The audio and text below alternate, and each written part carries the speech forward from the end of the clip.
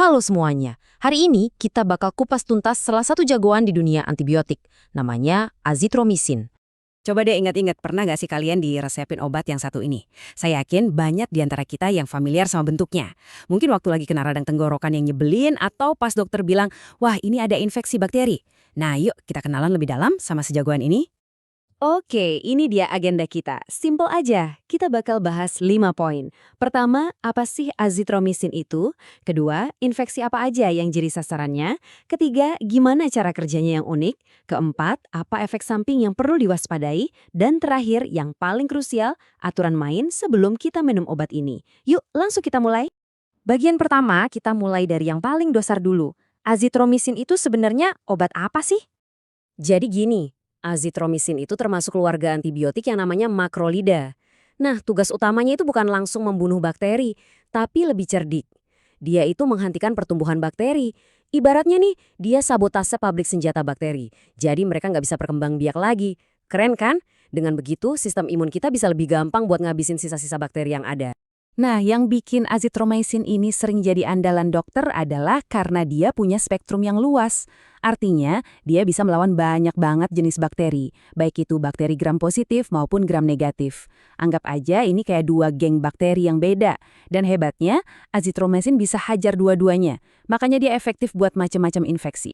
Oke, sekarang kita lihat lebih detail. Infeksi apa aja sih yang biasanya jadi musuh bebuyutan azitromisin? Wah, daftarnya panjang banget loh. Mulai dari infeksi pernapasan yang sering banget kita alamin, kayak sinusitis, radang tenggorokan, bahkan sampai pneumonia. Terus dia juga ampuh buat infeksi kulit, infeksi telinga yang suka bikin anak-anak nangis, sampai beberapa penyakit menular seksual kayak chlamydia. Bener-bener serbaguna deh. Dan ini poin yang super duper penting. Buat kamu atau mungkin keluarga kamu yang punya alergi sama antibiotik jenis penisilin, azitromisin ini bener-bener jadi pahlawan penyelamat. Dia jadi alternatif yang aman dan efektif. Ini kabar baik banget kan?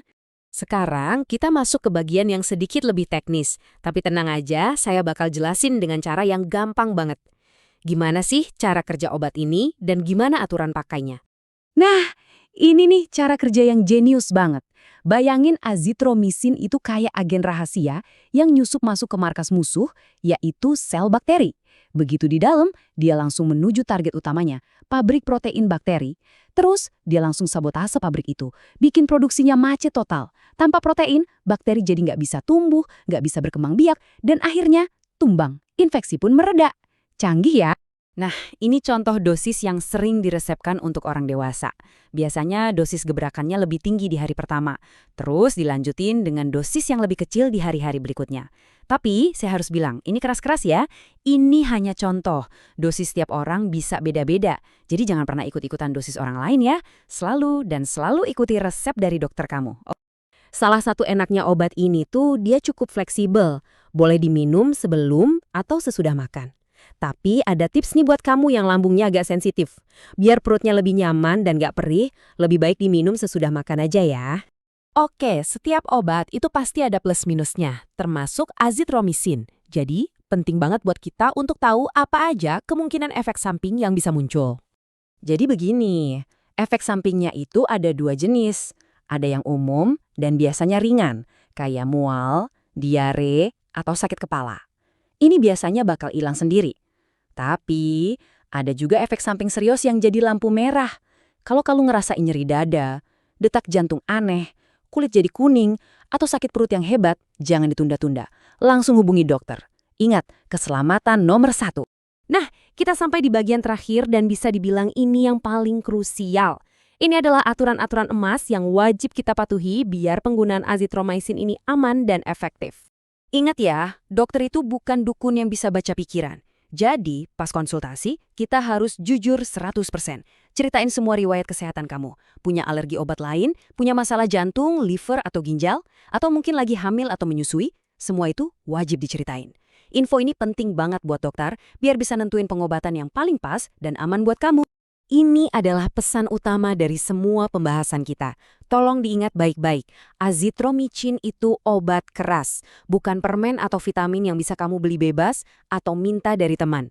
Penggunaannya itu mutlak, wajib dan harus berdasarkan resep dan di bawah pengawasan dokter. Nggak ada tawar-menawar soal ini. Dan ini dia, aturan nomor 1 untuk semua antibiotik. Mungkin di hari ketiga kamu udah ngerasa enakan, udah seger lagi. Godaan buat berhenti minum obatnya pasti gede banget. Tapi jangan pernah berhenti di tengah jalan. Habiskan semua obatnya sampai tuntas. Kenapa? Karena kalau nggak dihabisin, bakteri-bakteri sisa yang paling kuat bisa bertahan hidup. Mereka bisa belajar dan jadi kebal sama obat itu. Kalau sampai infeksi kambuh, wah bakal jauh lebih susah diobatin. Jadi, setelah kita ngobrol panjang lebar soal azitromisin, pertanyaan ini buat kita semua. Menggunakan antibiotik secara bijak itu bukan cuma soal menyembuhkan diri sendiri loh. Ini adalah tanggung jawab kita bersama untuk mencegah munculnya bakteri super yang kebal sama semua obat. Jadi yuk, kita jadi generasi yang cerdas dan bijak dalam menggunakan antibiotik. Terima kasih sudah menyimak.